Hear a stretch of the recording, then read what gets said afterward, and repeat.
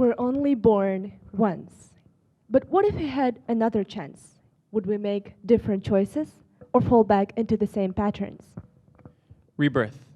We are all at different stages of our mental, intellectual, and spiritual lives. Perhaps you see yourself as an observer, looking into your own existence, waiting for inspiration. Maybe you're reborn right now, discovering yourself in metamorphosis. Or maybe you've already experienced rejuvenation, and now you see the world through a completely new lens.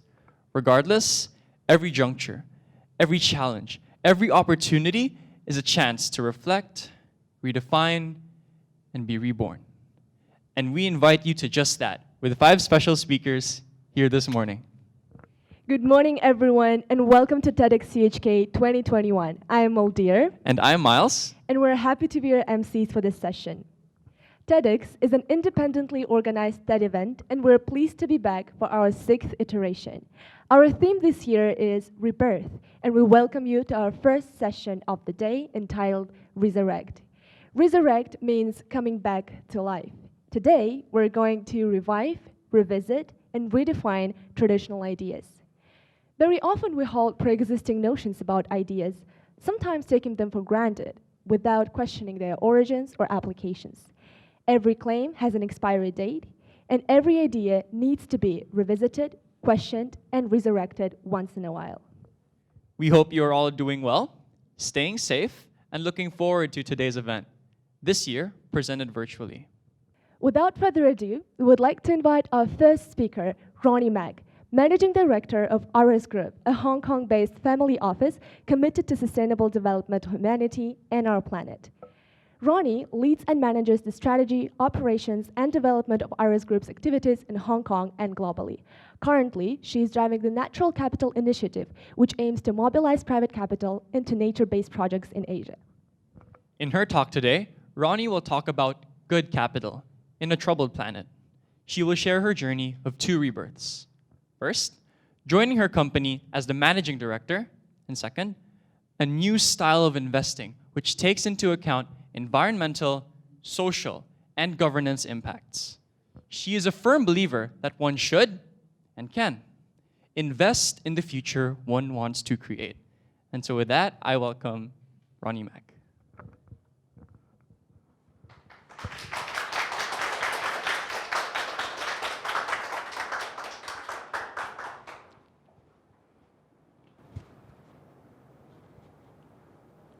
I have spent the last 5 years trying to convince people why sustainable investing makes sense, why investing for positive change makes sense, why investing to consider a broader set of risks, environmental, social, governance, i.e.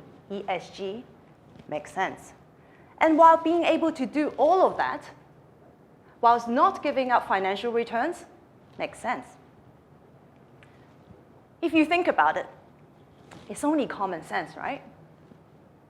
So the more I talked about this, the more it hit me. It is not about sustainable investing making sense or not. It's about the fact that our traditional way of investing and our financial systems, that doesn't make sense.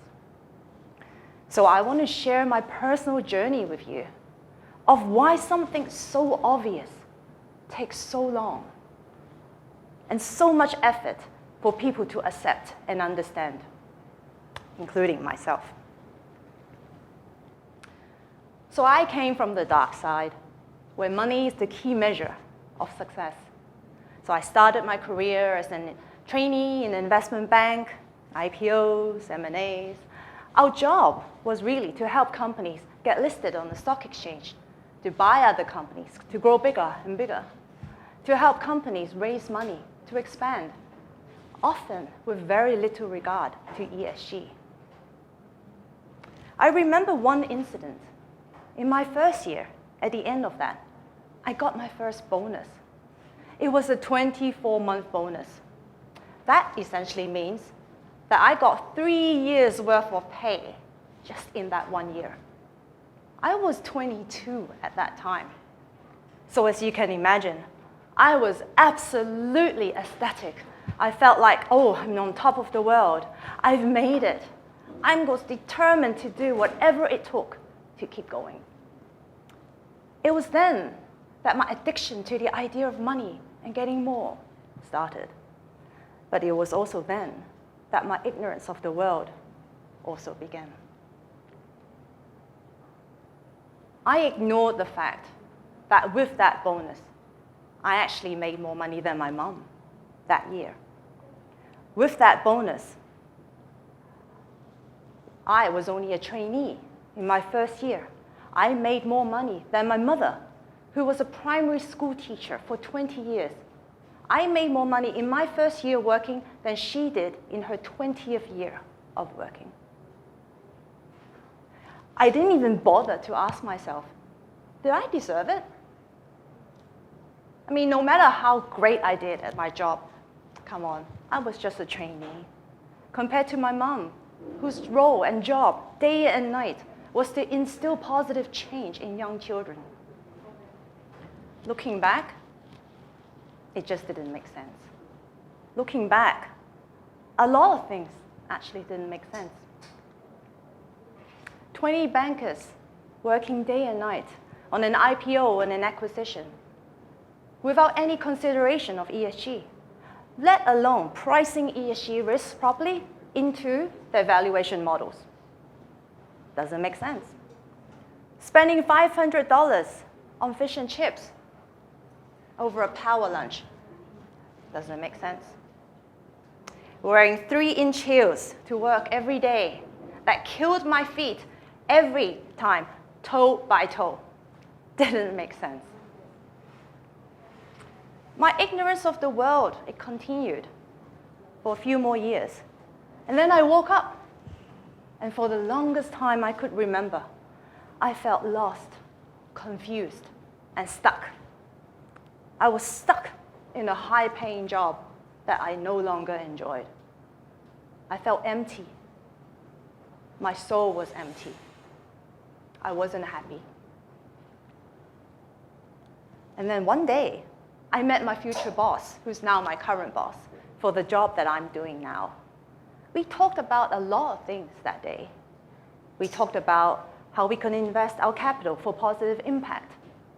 We talked about how philanthropy was just not enough to solve a lot of the world's problems, and that we needed to harness the power of the capital markets to make change at scale. We talked about her journey in building up a fully sustainable investment portfolio. We talked about how we should all invest in the future we wanted to create. But more than about the job, we talked about our values. We talked about life. We talked about families. We talked about our worldviews. I knew at that moment that this was my real break, that this was my chance for rebirth, a chance to relearn what I thought I already knew well about the capital markets, a chance for me to open myself up and be the real me at last at work, and the chance to use my skills and experience to make positive impact in the real world, a chance to finally connect my heart with the mind at work. Work shouldn't be just about money, power, and status. It should be also about our values, our passions, and our heart. Because without heart, how good can we really be at our job? Without our heart, how happy will we really be in life? So I started my new job in 2014, and I remember I hit the ground running. By then, the team was about 6 years or so into their journey, built up a 100% sustainable investment portfolio, having walked the walk. It was time to then talk the talk, inspire others to also invest their money for impact, rather than just sit idle, chasing after financial returns. We wanted to start a movement around sustainable investing and sustainable finance in Hong Kong. So we launched our impact report in 2016 and started a whole big advocacy journey around that. Very soon we realized one report of one family office was simply not enough to do what we wanted. So we launched the Sustainable Finance Initiative, in other words, SFI. It was a dedicated platform to grow the investor community here in Hong Kong through curated contents, convenings, and co-investment activities. SFI grew quickly from a few to now 25 to 30 active members. We spun SFI off last year so we could refocus on what was truly core to our hearts: climate change. I don't think it's an exaggeration to say that climate change is one of the greatest challenges of our times. Not only does it have the power to destroy our physical environment, but cause also great social economic problems, such as climate refugees and the pandemics, like the one that we've been all through for the past year or so. Money, maybe, could be a fix in the short term. But in the long term, a destroyed planet is not going to be livable for anybody. So unless you can afford a ticket to Mars, but then if you can afford a ticket to Mars, why don't you spend that money to save planet Earth today? In Hong Kong, during the pandemic, we've seen a lot of people flock to nature. We always joke, we see more people on the trails, in the mountains, and in country parks than in the shopping malls in Causeway Bay. I guess the good thing of all this is that it brings us closer to nature. But as we enjoy nature, walk through those beautiful trails, swim in the open waters, bike in the mountains, do we truly understand the power of nature, our connection to nature, our reliance on nature, and the fact that nature is now being damaged by human greed and activities? The fact is, we don't cherish nature. For every $1 that's invested to protect nature and our planet, there's another $140 that is used on activities that destroys nature, such as fossil fuel subsidies.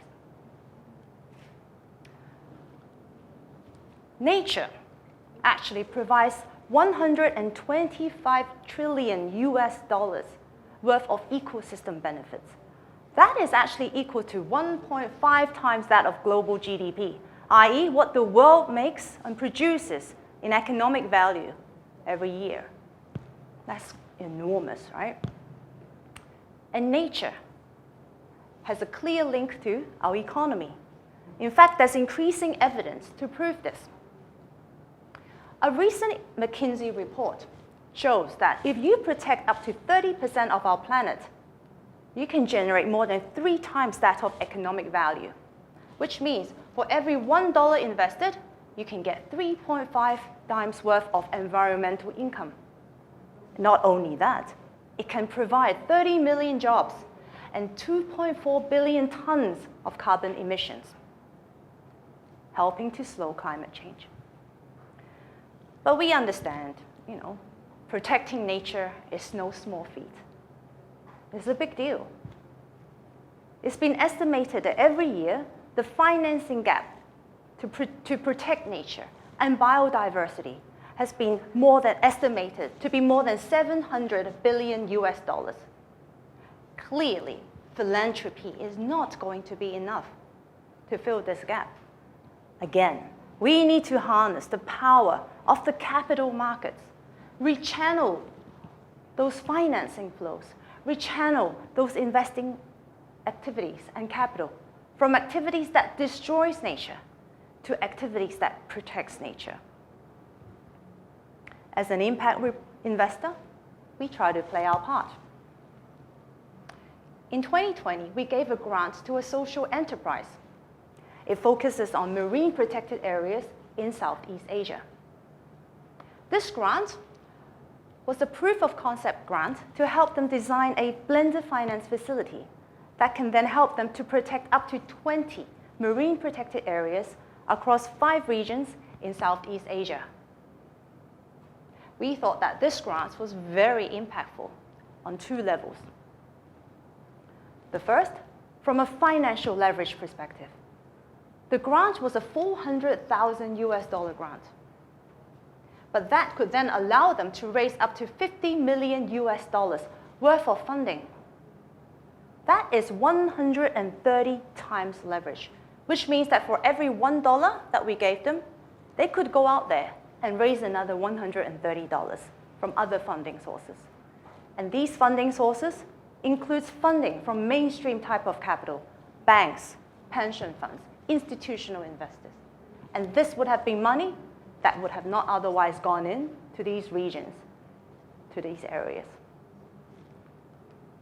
The other reason why we thought it's so impactful was from an environmental and social perspective. If the project is successful in protecting the 20 marine protected areas, we are talking about 8 million hectares, 8 million hectares of ecosystem reefs in Southeast Asia. That's actually equal to the size of the Czech Republic. And not only that, it also provides economic benefits for up to 1 million people who's living in these regions in the form of income and food security. So to conclude, I want to quote something from Spider-Man. I have 2 young boys, and they love Spider-Man. And yes, we watched probably too many Spider-Man movies. But Spider-Man says, with great power comes great responsibility. Those of us who have access to large amounts of capital have the responsibility to do good with it. Villains are those who have power but only want more and more. Heroes are those who have power but want to do good with it. Don't get me wrong though. I am not saying that power is only limited to those who have lots of money. No.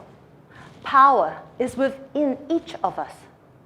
The decisions that we make every day. Where we want to spend our money. What products we want to buy. Which restaurants we want to eat at. What companies we want to work for. Where we want to spend our time. What courses we want to support. How we want to live our lives. Sometimes I still wear high heels. Somehow, maybe I've been brainwashed to think that the idea of squeezing all your toes into this tiny triangle, walking on stilts, killing your lower back, might still be worth it. But the question is, when is it too much? Where do we draw the line? For me, I think I'll probably pass on another $500 fish and chips and instead take my boys to the park for a nice picnic. Thank you.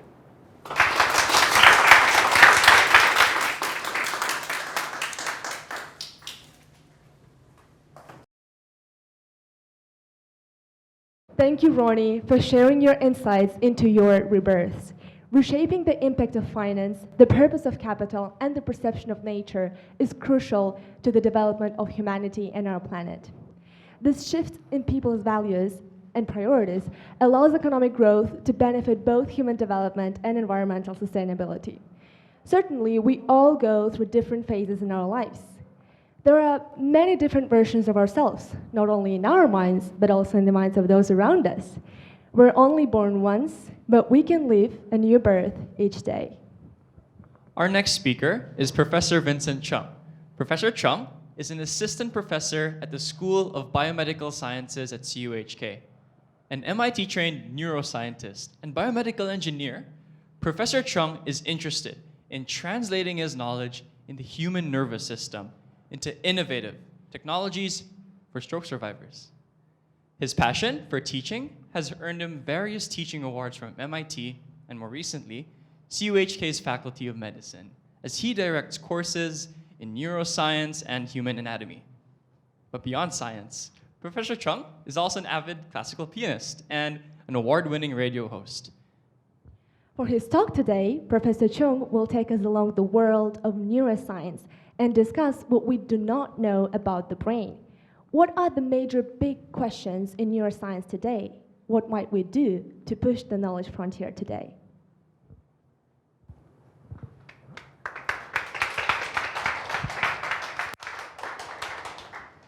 So among the many frontiers of human knowledge today, the one with the most potential to transform humans as a species may be neuroscience, the systematic and scientific study of the nervous system, including the brain. Modern neuroscience is a relatively young discipline with only 60 years of history, and yet neuroscientists have already made great strides into unlocking how brain cells called neurons contribute to our thoughts, our senses, and our movement. Advances in neurosciences are evidenced by the many highly publicized breakthroughs recently that involved interfacing brains with machines. We saw, for instance, a remarkable lady paralyzed by stroke and yet able to grab a cup of coffee out of her own volition using a robotic arm directly controlled by her own brain. Not too long ago, there is a company called Neuralink that announced the development of a chip with the size of a coin, managed to wirelessly record thousands of neurons at the same time.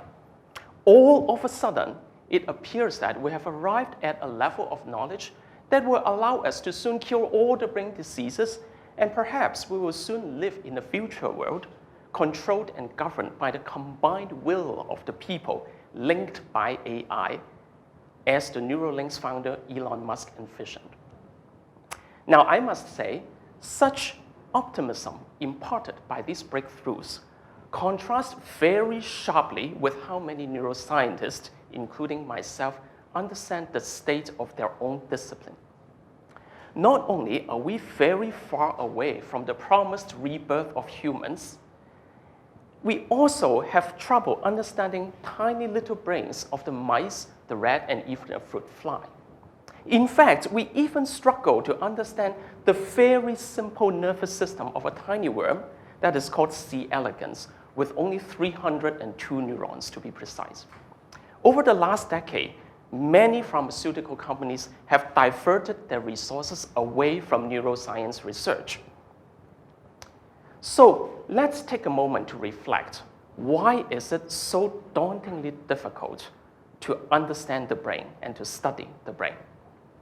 Now, to appreciate this difficulty, let's take a look at how a neuron looks like. Neurons are specialized cells with processes that allow them to communicate with each other via electrical signals. Inputs are received via the dendrites, and electrical signals destined to other cells travel along the axon. When the signals arrive at the axon terminals, neurotransmitters are released into the space between neurons that is called the synapse. Now, the branching structures of the dendrites and axons of a single neuron looks complicated enough, but in reality, in any single block of neural tissue, there would be tens and thousands of neurons packed together densely with their processes all entangled with each other. Each neuron may receive inputs from a few to many different neurons while sending outputs to a few to also many neurons. The branching structures of the neurons are also immensely variable across different cells, with communications happening between neighboring neurons and also distant neurons. The human brain contains 86 billion of neurons with 100 trillion synapses in between them, all packed together within 1/5 of the volume of a soccer ball. So as you can see, the human brain is a giant neuronal circuit of mind-boggling complexity. It is a circuit composed of a wide variety of cell types and neurons along with its supporting cells. It is probably the most complex object that human beings know. Now, a fact not helping the experimental scientists is that the brain is soft and has the consistency of a tofu. Even with the most advanced technology now, it remains very difficult to record multiple cells simultaneously from the brain, and especially so for the cells in the middle of the tofu. So we have an object of this complexity then. What is the best way to approach the brain? Now, just as perhaps the first step towards understanding the machine is to dissect, dismantle it, and to understand how its components connect with each other. Perhaps to understand the brain, the first step is to see how the 86 billion neurons of the brain are wired up into our circuit diagram, what neuroscientists called a connectome. Now, after years of effort, what we do know now is the gross connection pattern between the major brain regions. And so we already have a very, very rough draft of the connectome. But already, as seen in this example from just the visual system of a monkey, it is already hopelessly complicated. In principle, it is possible to dissect the complete synapse-level connectome of a human brain. In 2013, it was estimated that neuroscientists will need approximately 10 million years to dissect the connectome of one human brain. So even if we can speed up this process of dissection by 10,000-fold, we will still need 1,000 years to decode the connectome of just one human brain. This is how complicated it is. Now, but suppose that we miraculously arrived at a means to dissect the connectome within reasonable time. The big question is, how should this circuit diagram be used to understand our thoughts, perception, and movement? This turns out to be a surprisingly difficult question because there is not an obvious relationship between the structure of the neuronal circuit and behavior. American neuroscientist Eve Marder at Brandeis University has tried to tackle this question by studying very simple nervous systems, specifically the neuronal circuit that controls the gastrointestinal movement of the lobster. She found that in the simplest possible 3-neuron system, there are many different circuits with many different connection parameters that can give rise to the same behavior for the lobster gut, meaning that for any single behavior, there can be possibly an infinite number of circuits compatible with that behavior. At the same time, what she found is that any single lobster gut circuit is simultaneously and continuously under the control of many different hormones and neurotransmitters secreted from the lobster brain and the lobster's sensory nerves, so that with the influences from these hormones, this circuit may behave very differently. So what do these results mean? It simply means that even if you and I behave in identical ways, we may have a very different brains. And conversely, even if you and I have exactly the same brain with exactly the same neuronal circuits, we may be behaving very differently. Now, understandably, many neuroscientists are now starting to think that the connectome is fundamentally not useful for understanding how the brain works. This may all just be irrelevant details. And so this is the state of the art. Neuroscientists have not even reached a consensus on whether it is worth dissecting the human connectome. Thinking about the connectome is frustrating enough already. But our frustration is not over. Now, a hallmark of any nervous system is that it can learn and acquire memory. Even the tiny little worm C. elegans that I talked about was capable of learning and associating a food with a kind of smell. Learning and life simply go together. Now, but the big question here is, where in the connectome is any piece of memory stored? To understand this, recall that the junction between two neurons is called a synapse. It turns out that what we call the synaptic connection strength, or the extent to which signals in an input neuron can activate and excite the downstream target neuron, is not fixed but modifiable. As an example here, initially, neuron A as an input may excite the target neuron B with a 1-to-1 ratio. So 1 unit in A can produce 1 unit of activity in B. after the connection strength increases, it is possible that 1 unit in A can be translated into 5 units in the target B. This connection strength depends on the activities of the neurons. When neurons A and B tend to co-activate, the connection strength also tends to increase, so that neurons that fire together wire together. This phenomenon is known as synaptic plasticity. Because of plasticity, the connectivity of a neuronal network changes constantly in response to the network's inputs. Now, neuroscientists already have a consensus that learning and memory somehow has to do with synaptic plasticity.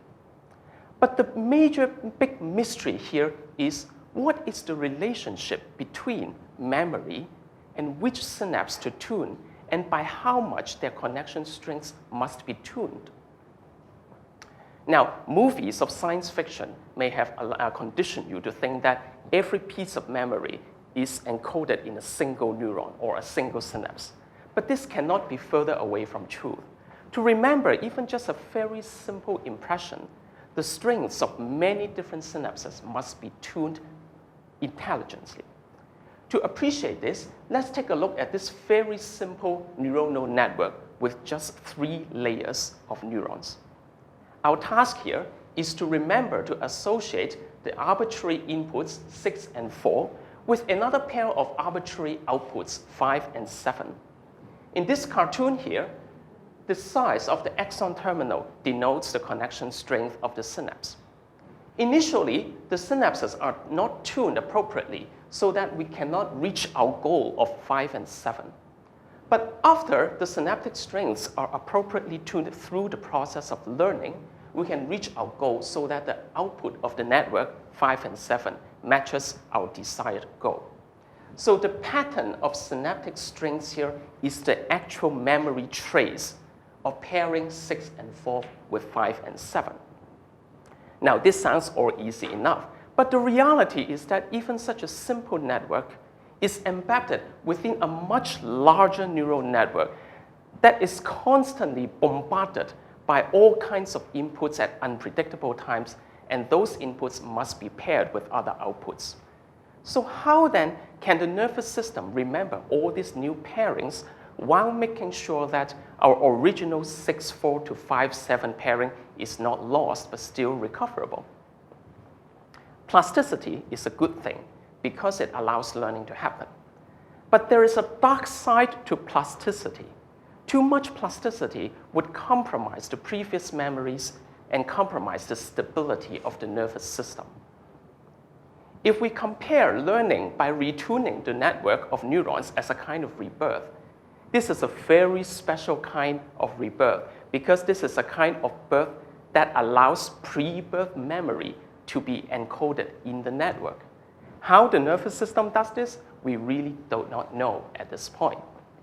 So the brain is ultra complex, and the road ahead is very difficult, right? So it might be helpful to have some goals. So what are the ultimate end game for modern neuroscience? Of course, along the way, we hope to arrive at some effective treatments for debilitating brain diseases.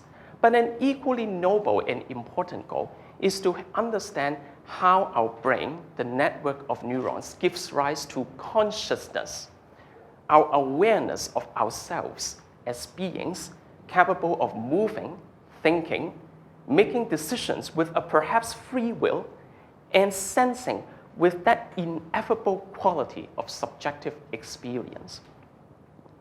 Most neuroscientists believe that consciousness arises from the material brain.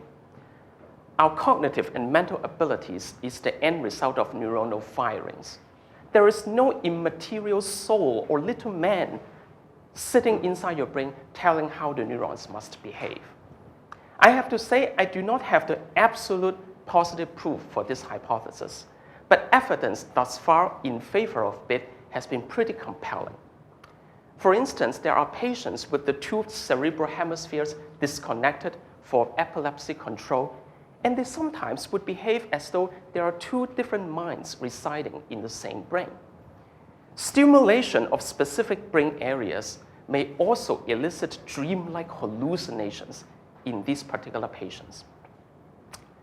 Despite these observations, I must say also that there still seems to be an unbridgeable gap between firings of neurons and the actual experiences of ourselves, from the delicious taste of dim sum or cake to the tune of a Mozart opera to the fantastic sight of scenery and beautiful paintings. Finding the minimal neuronal mechanisms sufficient for any cognitive abilities remains the holy grail for many neuroscientists. So here we are, this is the state of the field.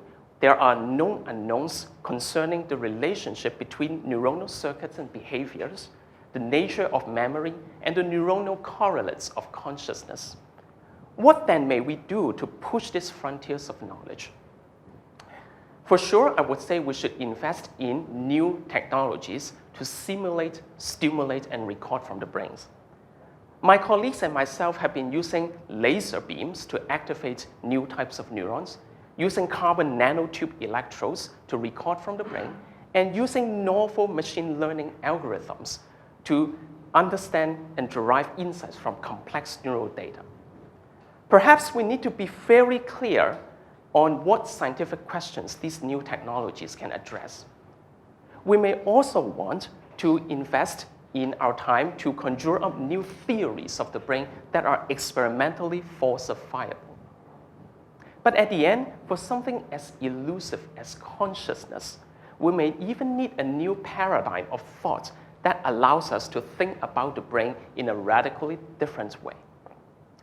Before humans can be reborn with the necessary heightened level of self-knowledge about how the brain works, I would argue that neuroscience itself will need to undergo a rebirth.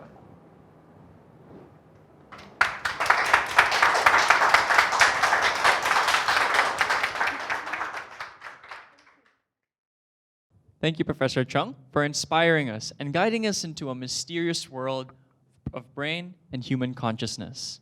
Our brains, a core of our existence, and yet full of unknowns, keep neuroscientists and engineers in the state of constant rediscovery and learning. Perhaps understanding the mechanisms behind our memory, behaviors, and consciousness will completely change our perception of reality and lead to a rebirth of humankind. Our next speaker is Professor James Frankel. A native New Yorker, Dr. Frankel holds a bachelor's in East Asian Studies and postgraduate degrees in religion from Columbia University. His academic expertise is in Islamic history in China, having lived in China and traveled extensively in Asia and Europe, where he met with scholars and religious leaders of Muslim minority communities. Dr. Frankel teaches and researches in the areas of Islam, comparative religion, Chinese religions, religious fundamentalism, and mysticism. In his talk, Tried and True, he will be talking about a crisis spreading throughout the world today. It reaches all sectors of society, affecting people from different walks of life and of all ages. Anyone may be susceptible to it. It is a crisis of truth, marked by an alarmingly widespread mistrust of facts that were once the basis of our shared reality. There is a frequent misinterpretation of fake news, conspiracy theories, and the rejection of research-based evidence. We almost never realize when we have succumbed to it, yet we feel its effects all around, especially today, but even beyond.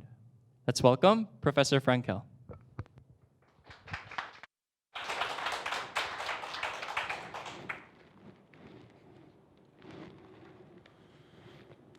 There is a global crisis today, putting all of us at risk.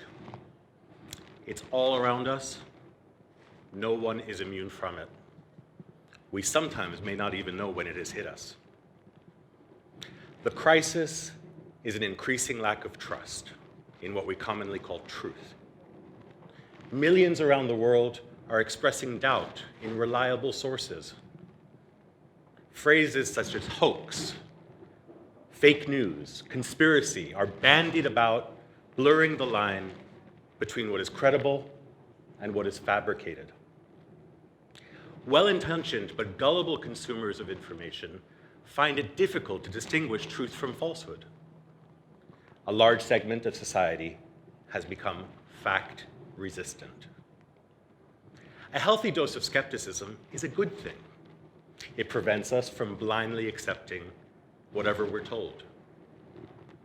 Critical thinking demands that we question the information we receive. Having doubts is beneficial when it pushes us to seek evidence for our beliefs. But confirmation must come with due diligence. We should not be satisfied with simple or superficial answers. Nor should we allow our doubts to paralyze our pursuit of truth. If you're anything like me, you may have experienced moments when you simply don't know what to believe. My instinct for doubt is so strong that I even doubt my own doubts.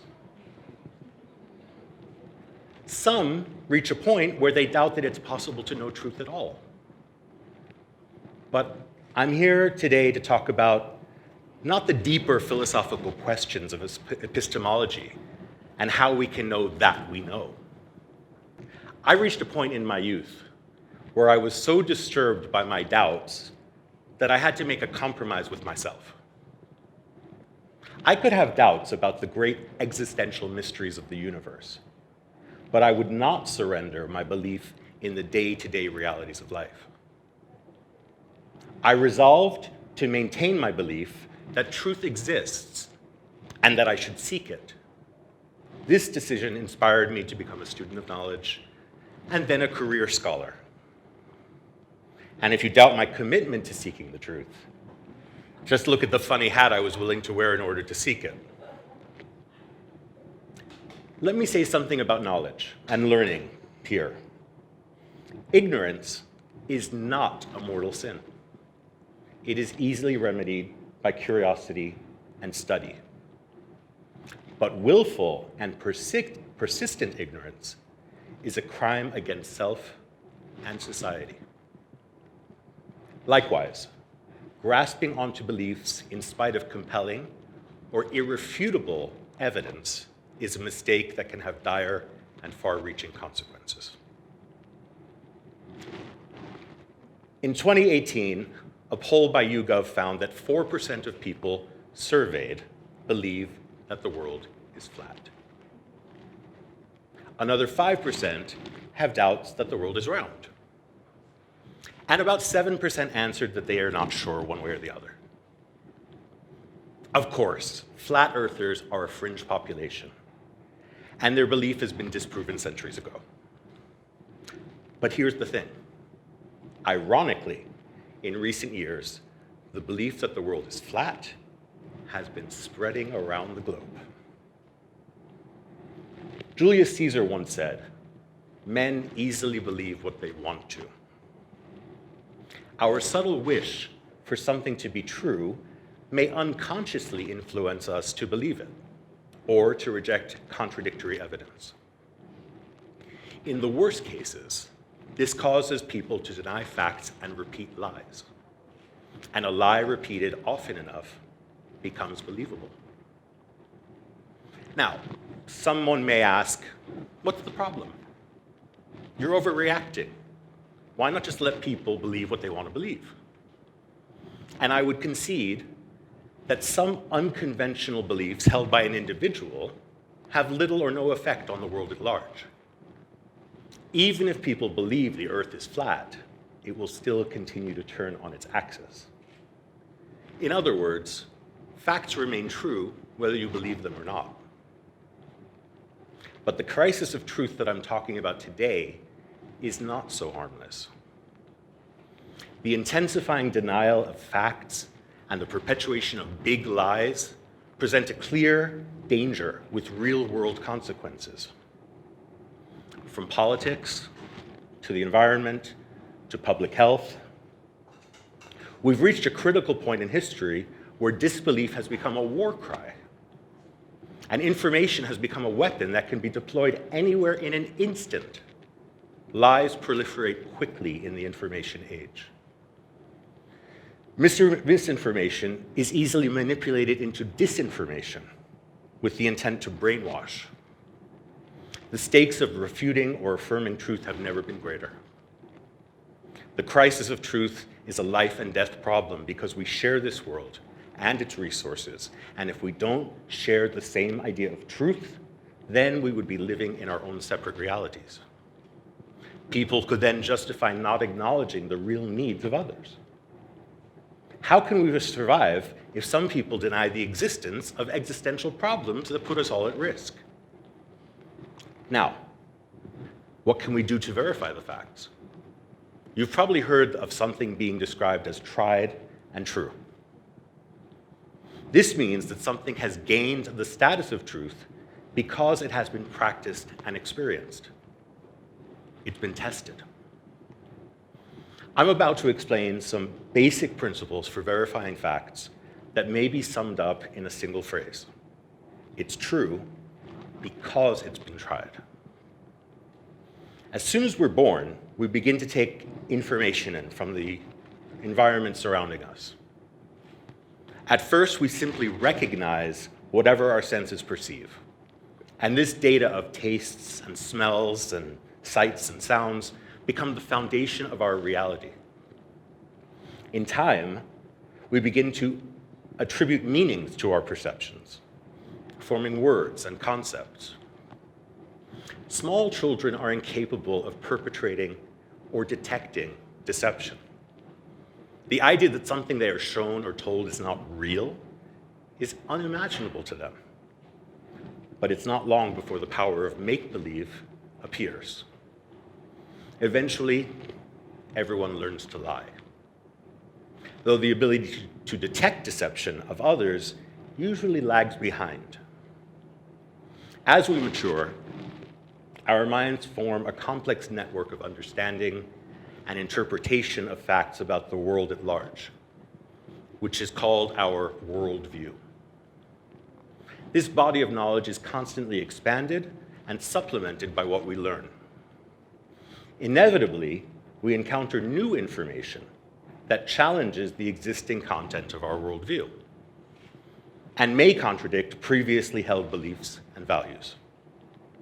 When this happens, we experience what psychologists call cognitive dissonance.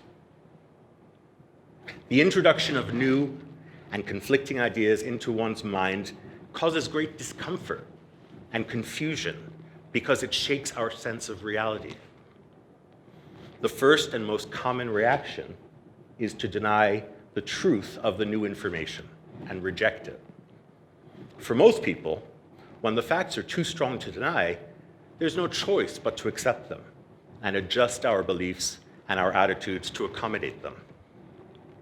But in certain cases, people are unable to make the necessary adjustment, and they become stuck in denial. Unfortunately, such cases are more and more prevalent today as we are bombarded from all sides by a torrent of information. It's enough to make someone doubt simple facts and withdraw from the pursuit of truth altogether. In the face of such struggle, why not just give up? Why bother? Here I defer to someone far wiser than myself. Siddhartha Gautama, known as the Buddha, saw truth as a means to address the existential problem of suffering. He struggled mightily in his quest, first through ascetic practices and then by deep meditation. Eventually, he awakened with answers to the questions of life. He taught others a practical method for reaching this realization themselves. But people needed to be convinced that what he was teaching was true. They came to him and they asked, how can they be assured? How could they verify what he claimed? He told them not to follow reports or traditions, scripture, conjecture. He even told them not to accept something just because their teacher had said so. He said they should ascertain for themselves that a teaching was efficacious, affirmed by the wise, and when implemented, leads to welfare and happiness. Only then should you embrace it. The Buddha instructed his followers to put his teachings to the test. In other words, it's true because it's been tried. The Buddha was promoting what we nowadays would call empirical knowledge, which is knowledge verified by observation and experience rather than by theory or speculation. Empiricism is the modern standard for ascertaining truth. What we call the scientific method is an empirical process for testing theoretical claims. And this leads to a conclusion that is posited as scientific truth. The scientific method is simple, but sophisticated theories and experiments require specialized knowledge and training. Scientists are experts whom we rely upon for their expertise. Experts earn the public's trust through diligent pursuit of correct knowledge. We rely on experts to do this on our behalf for the edification of humanity as a whole. The Buddha, not a scientist, was also a kind of an expert. His expertise consisted in distilling complex metaphysical concepts into practical guidance. He told his students to test the truth claims through their own experience and thereby avoid blindly believing in received knowledge. But when he said not to rely on traditional teachings, I don't think he was telling them to reject all traditions outright. There's a reason why traditions survive and are passed down. They endure because they have stood the test of time. I think the Buddha meant for us to discard extraneous tradition, but not the core of their truth. When one cites worthy traditions, one is standing on the shoulders of giants and honoring the expertise of the past. And if we find some traditional knowledge no longer serves us, it can be amended. Traditions are constantly reborn. We learn from our past mistakes. So here are 3 things to remember when dealing with the current crisis of truth. Embrace empirical knowledge, espouse the experts, and trust trustworthy traditions. With these, we can reassure ourselves that truth is, in fact, ascertainable. Then we can engage in the struggle to defend it against lies, denial, and distortion. We must speak out against disinformation. Remember, lies that are repeated loudly and often become truth for many people. We must not allow such falsehood to remain uncontested. We mustn't concede the facts. Science and history are on our side. Don't be afraid to scrutinize your own beliefs or have others challenge them. Be prepared to amend your paradigm if proof comes along to refute it. The pursuit and defense of truth require a healthy dose of humility. And when challenging the beliefs of others, we should respect their feelings. Their own cognitive dissonance is already causing them a great deal of discomfort. There have always been deniers of truth, both active and passive. The active are the ones who peddle lies, while the passive are gullible victims. The current crisis is perpetuated by both types. Liars need to be called out publicly. The deceived must be coaxed into overcoming their misplaced skepticism after they have been shown compelling evidence. While truth may be questioned, it is never vanquished. But truth only prevails through diligent effort. We cannot afford to be complacent in this struggle because there are always people whose interest is in manipulating the truth for others. But we are armed with something more powerful than their weaponized lies. We have the facts. And even when doubts arise, we have the remedy. We have the assurance of empiricism, expertise, and trusted traditions. And we know that it's true because it's been tried. And we continue to try because we can ill afford to relinquish the belief in a common shared reality. It is our only hope for rising to meet the very real challenges of our time. Thank you.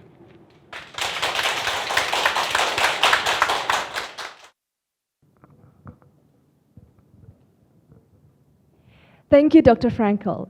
With the increasing spread of misinformation and lack of faith in experts, there is a global need for people to trust information sources that are tried and tested, but also to question the traditional claims. Fortunately, there are some things that we can do about this crisis, starting by building a collective awareness, speaking out against misinformation and lies, and restoring trust in traditions that have nurtured humanity for ages. In this day and age, it is increasingly important for society to be able to talk openly and freely about sensitive issues. Topics that are considered taboo need to be discussed. The stigma around the discomfort of sharing something that is as real a struggle for people as it gets needs to be erased. Our next speaker, Ms. Bidya Shrestha, is a student at Hong Kong University and the founder and chairperson of Ama Ko Koseli, a nonprofit organization raising awareness about gender issues, menstrual health, and body image in Hong Kong and Nepal. Shrestha was appointed to the Zubin Foundation's Diversity List 2020 in recognition of her work and skills in amplifying minority voices. She is here today at TEDxCUHK to raise awareness about period poverty. Period poverty is the lack of access to sanitary products and education about menstrual hygiene that prevents people from managing menstrual bleeding. Bidya redefines period poverty by looking at it through an intersectional lens and focusing on individuals and communities who face difficulties accessing menstrual products, including underprivileged, transgender, and genderqueer populations.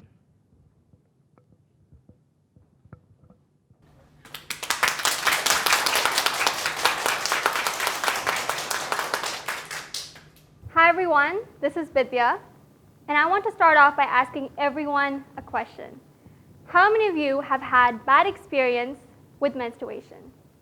And I'm sure a lot of us, thank you for raising your hands, I'm sure a lot of us have had negative experiences with menstruation as an inconvenient experience. A lot of us have had unexpected period, and we have to randomly ask a stranger, "Hi, do you have a spare pad by any chance?" And that's the reality for a lot of us, that periods are inconvenient. But how many of us are thinking about the other aspects that come along with menstruation? When I ask about menstruation, what comes to mind?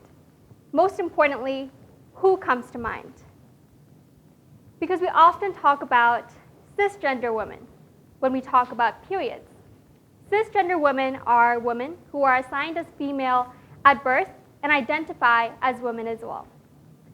And that's what we often talk about. We talk about women as if period is just a women's issue, but it's not. We have to consider the other menstruators that are also involved when we talk about period and period poverty. For example, we have trans menstruators, men with periods. And then we have gender fluid menstruators who don't fit in the male and female binary. And it's important that we include these voices, because if we don't even recognize that they exist, how can we address or even identify that period poverty is a possibility in Hong Kong? When we think about period poverty, we think, oh, that probably happens in poor countries. Why would it happen in Hong Kong? But it does. Period poverty is real, and it does exist in Hong Kong. And the reason why we don't think about it enough is because we're constantly narrowing our focus into cisgender, upper-class women's experiences with menstruation. My first experience with period poverty was when I was unable to afford to pay for a gynecologist appointment. It cost me around 1,000 Hong Kong dollar just for a simple medication and a simple checkup for a menstrual health issue that I had. And that was the first and the last time I ever went to see a doctor because of how expensive it was. We think that menstrual health care is a right that everyone should be able to afford, but that's not true. It is a huge privilege in Hong Kong to be able to even go to a doctor for a menstrual health checkup. And that's the reality of a menstruator from an economically marginalized class like myself. And I do have menstrual privilege in the sense that I am a cisgender woman. I remember having a conversation with a gender fluid menstruator. And they told me how they went to a male washroom to change their pad. And they had to secretly and discreetly open a packet of pad, which can be quite noisy if it's not a noisy environment. And then squishing that used bloody pad in their palm, running out of the male washroom, and throwing it in the dustbin outside of the washroom, because men would be horrified to find a bloody pad in their toilet dustbin. Another experience that they talked to me about was going to Park and Shop. Now, if you go to Park and Shop or Welcome, there's going to be a section that says feminine hygiene. And when you walk into that aisle, you will see period products that are filled with pink colored and floral patterned packets. And when you head to that aisle, it's humiliating if you're gender fluid or trans menstruator, because you have to pick up a pink colored pad and then line up for it. And that's a reality, that menstruation is a humiliating experience for a lot of menstruators that we don't often talk about. Another aspect of period poverty is the experience of incarcerated menstruators. There was a case back in 2017 reported by Varsity Hong Kong. And they talked about how a couple of menstruators had to share period products in prison facilities because they were not given enough. And when they got caught sharing these products, their sentence got longer. Let that sink in. They were punished for sharing period products. And that's a reality. It's not just about having access to products when you need them and when you have your period unexpectedly in toilets, but it's really about being able to get period products when you want to and not ask a prison staff, I need a period product, or not having to share with your inmates because you have your period. These are the realities of period poverty that we don't talk about because we think that menstruation is just an upper class cisgender woman's experience, but it's not. It's not a feminine experience, and it can't be generalized. It can't be seen as a homogeneous experience that affects everyone in the same way, because menstruation is a diverse experience in itself, and it has to be seen through an intersectional lens. This is what I do with my organization, Ama Kukoseli. We look at gender issues through an intersectional lens that addresses the different social identities that create a different impact on some. Intersectionality is a big word, and it's coined by Kimberly Crenshaw. It basically means that there are different social identities, such as race, class, gender identity, that work simultaneously to create multiple vectors of oppression. Someone from an economically marginalized class will have a different experience with menstruation than someone who's from an upper class, or from different gender identities. So these are the issues that we have to look at, and how menstruation can cause disproportionate effect on some more than others because of the gender identity that comes with it. It's crucial that we include these voices and center them, especially those who are at the margins. It's important that we discuss the voices of marginalized menstruators because their voices need to be heard the loudest. Thank you.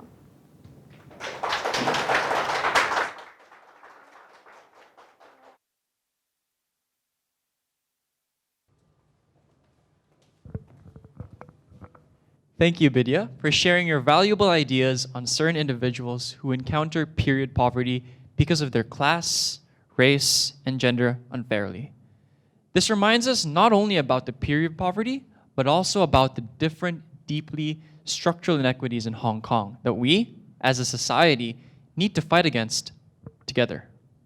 This is not just a struggle for menstruators, this is a struggle for each and every one of us. And we can only overcome it if we choose how to redefine it and how we address it. Our next speaker is Professor Andy Wong. Andy is the Associate Dean for Undergraduate Studies at the CHK Business School. Having received his BBA and MPhil in marketing from CHK and his PhD in marketing from the University of Southern California, Andy is an award-winning creative director at numerous international advertising agencies in Hong Kong. His research interests are in consumers' perception of knowledge, stereotypes, and consumption language. Slash careers are the future. It is time to question the idea of one, and only one, career for your entire life. Andy believes that we should start our not second, but our third career before starting our first. In his talk today, Andy is going to be sharing the importance of self-reinvention, learning, and creativity in shaping his professional journey as an advertising creative director, educator, and administrator. And for that, we welcome today Professor Andy Wong.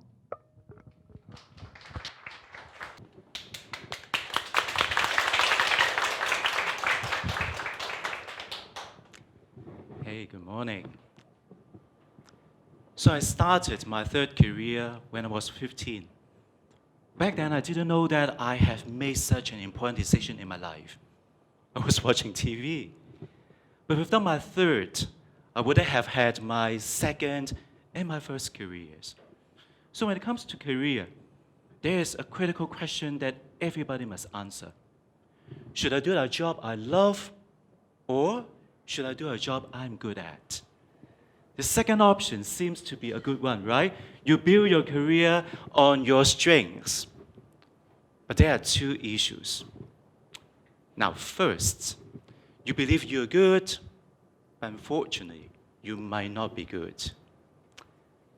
And second, the sector and the industry that you're in, well, may be undergoing some major and structural changes, rendering your expertise obsolete in a short time. So, what to do with our career planning then? In the old days, it was important, almost possible, to have one career and stay with one company for your entire career. In fact, your lifelong service loyalty will be highly valued. Since the 90s, changes have been more rapid, more violent, given the technological advancement and the exponential growth of the economy. In the late 90s, new terms such as restructuring, downsizing, and redundancy became more popular. People were forced to switch their jobs, their companies, and to adapt. According to a CNBC survey done in 2019, nearly half of the respondents indicated they have made a dramatic career shift. Students graduated at the age of about 22. Now they would likely to have a 40-year or longer employment. So how can they plan for a fulfilling and rewarding career when changes could become more and more drastic and unpredictable? When I was 15, my biggest hobby was watching television. For some reason, I enjoy watching TV commercials more than the TV dramas. So I quietly said to myself, I want to make them. I want to create. And then I chose marketing as my major in the university. I didn't know that at that time, that was the golden era of local Hong Kong advertising. After 4 years with CHK, in my final year, I did not apply for any job other than advertising. I believe I was destined to be a creative guru and made the best ad in Hong Kong and possibly in the world. In May that year, most of my colleagues, most of my classmates, they have confirmed their first job. They got offers from top companies like HSBC, Swire Group, and the government. For me, I had nothing. nothing. Now, back in 1990, emails and mobile phones, they did not exist. So I would mail out the application letters and then sit next to my home phone waiting for an employer to call me, but still nothing. I panicked and I sent out more letters, more application letters to lesser-known, smaller advertising agencies. Weeks gone by and there was only silence. I wondered if I should consider some other options in my career. But then I can still remember when I was young, when I was 15, I wanted to make advertising. I wanted to create. So I just did not give up. Finally, a small local agency called me and gave me an interview.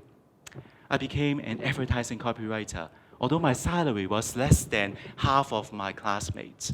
But hey, anyway, my career as an advertising creative began. I was lucky enough to have experienced the golden days of Hong Kong advertising in the early 90s. I consider myself moderately successful in my career, having won some awards in Hong Kong, London, and in New York. I was named creative director after just 6 years of experience as a creative. Well, it was a stressful and demanding job, I can tell you. On average, I worked 16 hours a day, 6.5 days a week. I survived the 1997 and 1999 financial crisis around the world, and I also noticed a structural change in the industry. The emergence of digital media started in the late 90s and picking up pace in the early 2000s. Well, my expertise and my experience and my creativity in advertising were still relevant, but I have an urge to change my career. Now, perhaps the huge pressure and the long hours finally take a toll on myself. Perhaps I wanted to explore and experience something different. So I wanted to look for a second career. But how to find it? I went back to the moment when I was 15 years old. I wanted to create ads. Deep in my heart, there is a yearning for telling people something, creating an impact on their life, bringing something new to the world, and make people think. I suddenly realized this had always been my ultimate career goal. So I discovered that teaching was a good match. I can tell people something and make them think, hopefully. So in 2003, after surviving the SARS outbreak in Hong Kong, I knew that the time was now. I gave up my career in advertising that brought me some fame and fortune. I went back to school and pursued my MPhil, and then subsequently I left Hong Kong for Los Angeles to pursue a PhD in marketing. I returned to Hong Kong in 2010 and became an educator. My second career, which is still evolving, is almost completely different from my first. My skills that I learned from my first career is not transferable to teaching, but the underlying principles are almost identical.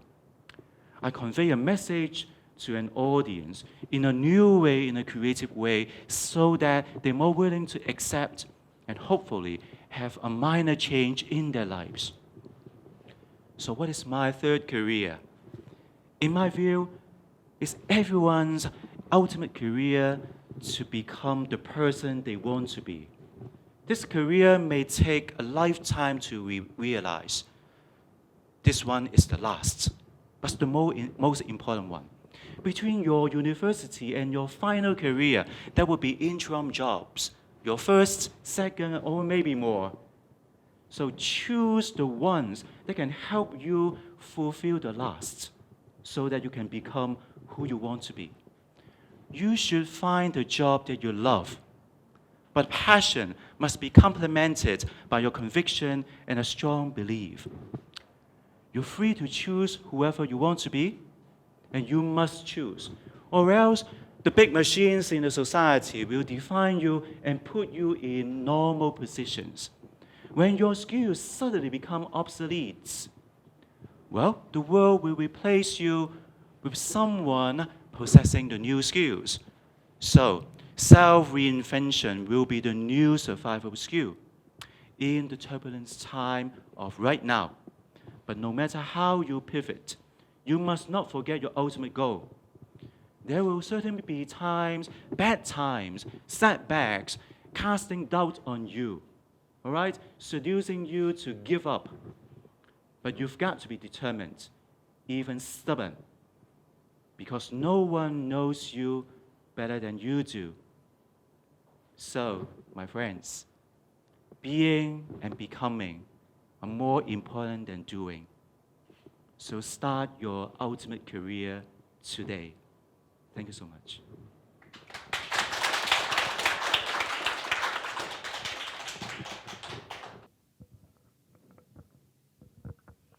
Thank you, Professor Andy Wong, for sharing your life skills, including self-reinvention and ability to learn, with reference to your 30-year professional journey.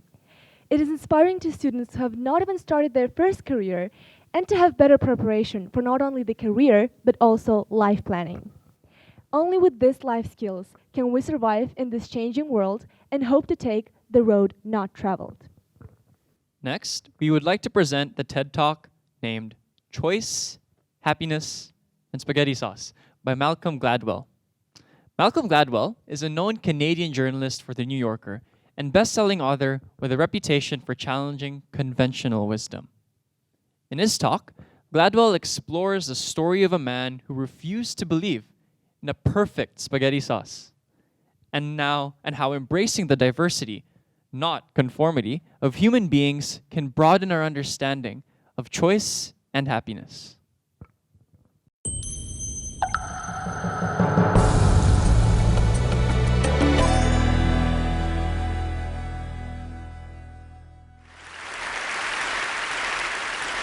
I think I was supposed to talk about my new book, which is called Blink, and it's about snap judgments and first impressions.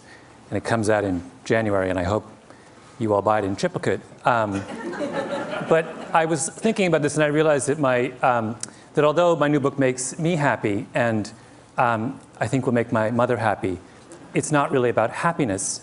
So I decided instead I would talk about someone who I think has done as much to make Americans happy as perhaps anyone over the last 20 years. A man who is a great personal hero of mine, someone by the name of Howard Moskowitz, who is most famous for reinventing spaghetti sauce.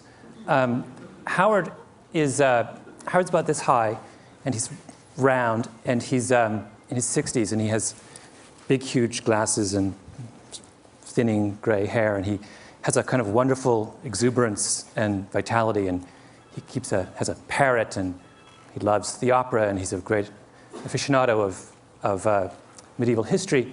And he, by profession, he's a psychophysicist. Now, I should tell you that I have no idea what psychophysics is, although at some point in my life, I dated a girl for 2 years who was getting her doctorate in psychophysics, which should tell you something about that relationship. But Howard, as far as I know, psychophysics is about measuring things. And Howard is very interested in measuring things. And he graduated with his doctorate from Harvard, and he set up a little consulting shop in White Plains, New York. And one of his first clients was, this is many years ago, back in the early 70s, one of his first clients was Pepsi. And Pepsi came to Howard and they said, you know, there's this new thing called aspartame, and we would like to make Diet Pepsi. And we'd like you to figure out how much aspartame we should put in each can of Diet Pepsi in order to have the perfect drink. Right? Now that sounds like an incredibly straightforward question to answer. And that's what Howard thought. Because Pepsi told him, look, we're working with a band between 8 and 12%. Anything below 8% sweetness is not sweet enough. Anything above 12% sweetness is too sweet. We want to know what's the sweet spot between 8 and 12. Now, if I gave you this problem to do, you would all say, it's very simple. What we do is you make up a big experimental batch of Pepsi at every degree of sweetness, 8%, 8.1, 8.2, 8.3, all the way up to 12. And we try this out with thousands of people, and we plot the results on a curve, and we take the most popular concentration, right? Really simple. Howard does the experiment, and he gets the data back, and he plots it on a curve, and all of a sudden he realizes it's not a nice bell curve. In fact, The data doesn't make any sense. It's a mess. It's all over the place. Right? Now, most people in that business, in the world of testing food and such, are not dismayed when the data comes back a mess. They think, well, figuring out what people think about cola is not that easy. Maybe we made an error somewhere along the way. Let's just make an educated guess, and they simply point and they go for 10%, right in the middle. Howard is not so easily placated. Howard is a man of a certain degree of intellectual standards, and this was not good enough for him. And this question bedeviled him for years. And he would think it through and say, what was wrong? Why could we not make sense of this experiment with Diet Pepsi? And one day he was sitting in a diner in White Plains about to go, trying to dream up some work for Nescafe. And suddenly, like a bolt of lightning, the answer came to him. And that is that when they analyzed the Diet Pepsi data, they were asking the wrong question. They were looking for the perfect Pepsi, and they should have been looking for the perfect Pepsis. Trust me, this was an enormous revelation. This was one of the most brilliant breakthroughs in all of food science. And Howard immediately went on the road, and he would go to conferences around the country, and he would stand up and he would say, you have been looking for the perfect Pepsi. You're wrong. You should be looking for the perfect Pepsis. And people would look at him with a blank look, and they would say, what are you talking about? It's craziness. And they would say, move, next. He tried to get business, nobody would hire him. He was obsessed, though, and he talked about it and talked about it and talked about it. Howard loves the Yiddish expression, to a worm in horseradish, the world is horseradish. This was his horseradish. He was obsessed with it. And finally, he had a breakthrough. Vlasic pickles came to him. And they said, Mr. Moskowitz, Dr. Moskowitz, we want to make the perfect pickle. And he said, there is no perfect pickle. There are only perfect pickles. And he came back to them and he said, you don't just need to improve your regular. You need to create zesty. And that's where we got zesty pickles. Then the next person came to him, and that was Campbell's soup. And this was even more important. In fact, Campbell's soup is where Howard made his reputation. Campbell's made Prego. And Prego in the early 80s was struggling next to ragu, which was the dominant spaghetti sauce of the 70s and 80s. Now, in the industry, I don't know whether you care about this or how much time I have to go into this, but it was, technically speaking, this is an aside, Prego is a better tomato sauce than ragu. The quality of the tomato paste is much better. The spice mix is far superior. It adheres to the pasta in a much more pleasing way. In fact, they would do the famous bowl test back in the 70s with ragu and Prego. You'd have a plate of spaghetti, and you would pour it on, right? And the ragu would all go to the bottom, and the Prego would sit on top. That's called adherence. And anyway, despite the fact that they were far superior in adherence and the quality of their tomato paste, Prego was struggling. So they came to Howard and they said, fix us. And Howard looked at their product line and he said, what you have is a dead potatoes society, a dead tomatoes society. So he said, this is what I want to do. And he got together with the Campbell Soup Kitchen and he made 45 varieties of spaghetti sauce. And he varied them according to every conceivable way that you can vary tomato sauce. By sweetness, by level of garlic, by tartness, by sourness, by tomatoiness, by visible solids, my favorite term in the spaghetti sauce business. Every conceivable way you can vary spaghetti sauce, he varied spaghetti sauce. And then he took this whole raft of 45 spaghetti sauces and he went on the road. He went to New York, he went to Chicago, he went to Jacksonville, he went to Los Angeles. And he brought in people by the truckload into big halls. And he sat them down for 2 hours and he gave them over the course of that 2 hours 10 bowls. 10 small bowls of pasta with a different spaghetti sauce on each one. And after they ate each bowl, they had to rate from 0 to 100 how good they thought the spaghetti sauce was. And at the end of that process, after doing it for months and months, he had a mountain of data about how the American people feel about spaghetti sauce. And then he analyzed the data. Now, did he look for the most popular brand variety of spaghetti sauce? No. Howard doesn't believe that there is such a thing. Instead, he looked at the data and he said, let's see if we can group all these different data points into clusters. Let's see if they congregate around certain ideas. And sure enough, if you sit down and you analyze all this data on spaghetti sauce, you realize that all Americans fall into one of three groups. There are people who like their spaghetti sauce plain. There are people who like their spaghetti sauce spicy. And there are people who like it extra chunky. And of those three facts, the third one was the most significant, Because at the time, in the early 1980s, if you went to a supermarket, you would not find extra chunky spaghetti sauce.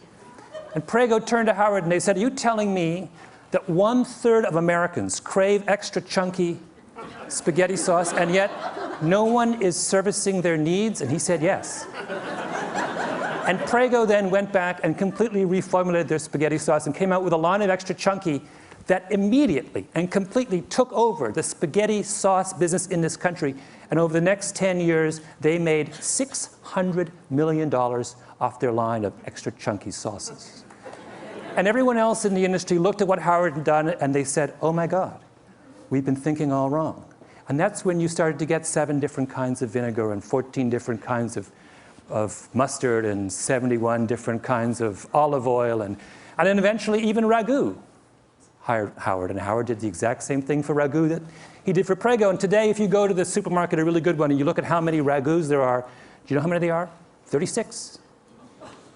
In 6 varieties. Cheese, light, robusto, rich and hearty, old world traditional, extra chunky garden. That's Howard's doing. That is Howard's gift to the American people. Now, why is that important? It is, in fact, enormously important. I'll explain to you why. Because what Howard did is he fundamentally changed the way the food industry thinks about making you happy. Assumption number 1 in the food industry used to be that the way to find out what people want to eat, what will make people happy, is to ask them. And for years and years and years and years, Ragu and Prego would have focus groups. And they would sit all you people down and they would say, what do you want in a spaghetti sauce? Tell us what you want in a spaghetti sauce. And for all those years, 20, 30 years, through all those focus group sessions, no one ever said they wanted extra chunky, even though at least 1/3 of them deep in their hearts actually did. People don't know what they want, right? As Howard loves to say, the mind knows not what the tongue wants. It's a mystery. And a critically important step in understanding our own desires and tastes is to realize that we cannot always explain what we want deep down. If I asked all of you, for example, in this room, what you want in a coffee, you know what you'd say? Every one of you would say, I want a dark, rich, hearty roast. So people always say when you ask them what they want in a coffee, what do you like? Dark, rich, hearty roast. What percentage of you actually like a dark, rich, hearty roast? According to Howard, somewhere between 25 and 27% of you. Most of you like milky, weak coffee. But you will never, ever say to someone who asks you what you want that I want a milky, weak coffee. So that's number 1 thing that Howard did. Number 2 thing that Howard did is he made us realize, it's another very critical point, he made us realize in the importance of what he likes to call horizontal segmentation. Why is this critical? It's critical because this is the way the food industry thought before Howard, right? What were they obsessed with in the early 80s? They were obsessed with mustard. In particular, they were obsessed with the story of Grey Poupon, right? Used to be, there were 2 mustards, French's and Golden's. What were they? Yellow mustard. What's in yellow mustard? Yellow mustard seeds, turmeric, and paprika. That was mustard. Grey Poupon came along with a Dijon, right? Much more volatile brown mustard seed, some white wine, a nose hit, much more delicate aromatics. And what did they do? They put it in a little tiny glass jar with a wonderful enameled label on it. Made it look French, even though it's made in Oxnard, California. And instead of charging $1.50 for the 8-ounce can, the way the 8-ounce bottle, the way that French's and Golden's did, they decided to charge $4. And then they had those ads, right, with the guy in the Rolls Royce, and he's eating the Grey Poupon, and the other Rolls Royce pulls up, and he says, do you have any Grey Poupon? And the whole thing, after they did that, Grey Poupon takes off, takes over the mustard business. And everyone's take-home lesson from that was that the way to get to make people happy, right, is to give them something that is more expensive, something to aspire to, right? Is to make them turn their back on what they like, think they like now, and reach out for something higher up the mustard hierarchy. A better mustard, a more expensive mustard, a mustard of more sophistication and culture and meaning. And Howard looked at that and said, that's wrong. Mustard does not exist on a hierarchy. Mustard exists, just like tomato sauce, on a horizontal plane. There is no good mustard or bad mustard. There is no perfect mustard or imperfect mustard. There are only different kinds of mustards that suit different kinds of people. He fundamentally democratized the way we think about taste. And for that as well, we owe Howard Moskowitz a huge vote of thanks. Third thing that Howard did, and perhaps the most important, is Howard confronted the notion of the Platonic dish. What do I mean by that? For the longest time in the food industry, there was a sense that there was one way, a perfect way, to make a dish. You go to Chez Panisse, they give you the red tail sashimi with roasted pumpkin seeds in a something reduction. They don't give you 5 options on the reduction, right? They don't say, do you want the extra chunky reduction or do you want the... No, you just get the reduction. Why? Because the chef at Chez Panisse has a Platonic notion about red tail sashimi. This is the way it ought to be. And when that, and she serves it that way time and time again, and if you quarrel with her, she will say, you know what? You're wrong. This is the best way it ought to be in this restaurant. Now that same idea fueled the commercial food industry as well. They had a notion, a Platonic notion of what tomato sauce was. And where did that come from? It came from Italy. Italian tomato sauce is what? It's blended, it's thin. The culture of tomato sauce was thin. When we talked about authentic tomato sauce in the 1970s, we talked about Italian tomato sauce. We talked about the earliest ragouts, which had no visible solids, right? Which were thin, and you just put a little bit over and it sunk down to the bottom of the pasta. That's what it was. And why were we attached to that? Because we thought that what it took to make people happy was to provide them with the most culturally authentic tomato sauce, A, B. And B, we thought that if we gave them the culturally authentic tomato sauce, then they would embrace it. And that's what would please the maximum number of people. And the reason we thought that, in other words, people in the cooking world were looking for cooking universals. They were looking for one way to treat all of us. And there's good reason for them to be obsessed with the idea of universals, because all of science, through the 19th century and much of the 20th, was obsessed with universals. Psychologists, medical scientists, economists were all interested in finding out the rules that govern the way all of us behave. But that changed, right? What is the great revolution in science of the last 10, 15 years? It is the movement from the search for universals to the understanding of variability. Now in medical science, we don't want to know just how cancer works. We want to know how your cancer is different from my cancer. I guess my cancer is different from your cancer. We're interested in, genetics has opened the door to the study of human variability. What Howard Moskowitz was doing was saying, this same revolution needs to happen in the world of tomato sauce. And for that, we owe him a great vote of thanks. I'll give you one last illustration of variability. And that is, Howard not only believed that, but he took it a second step, which was to say that when we pursue universal principles in food, we aren't just making an error, we are actually doing ourselves a massive disservice. And the example he used was coffee. And coffee is something he did a lot of work with Nescafé. If I were to ask all of you to try and come up with a brand of coffee, a type of coffee, a brew, that made all of you happy, and then I ask you to rate that coffee, the average score in this room for coffee would be about 60 on a scale of 0 to 100. If, however, you allowed me to break you into coffee clusters, maybe 3 or 4 coffee clusters, and I could make coffee just for for each of those individual clusters, your scores would go from 60 to 75 or 78. The difference between coffee at 60 and coffee at 78 is a difference between coffee that makes you wince and coffee that makes you deliriously happy. That is the final and I think most beautiful lesson of Howard Moskowitz, that in embracing the diversity of human beings, we will find a sure way to true happiness. Thank you.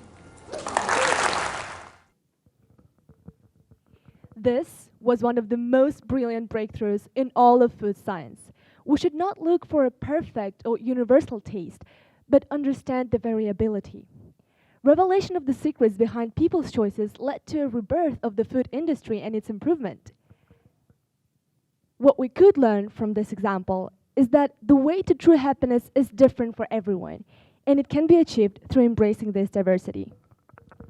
Well, ladies and gentlemen, That finally wraps up our first session for TEDxCUHK 2021, Resurrect. We would once again like to thank the audience for tuning in, our sponsors, the Office of Student Affairs, New Asia College, Animoca Brands, NDN, and CUHK Innoport for making this event possible. Please visit our website to learn more about how our sponsors are making an impact. Or watch our exciting sponsorship videos on our Facebook and Instagram pages. We would also like to thank our speakers for coming here to share their ideas and for inspiring all of us this morning. Our next session, Recreate, focuses on the importance of generating new ideas across industries, academic disciplines, and life stages, and highlights how we can best shape the future by generating new ideas.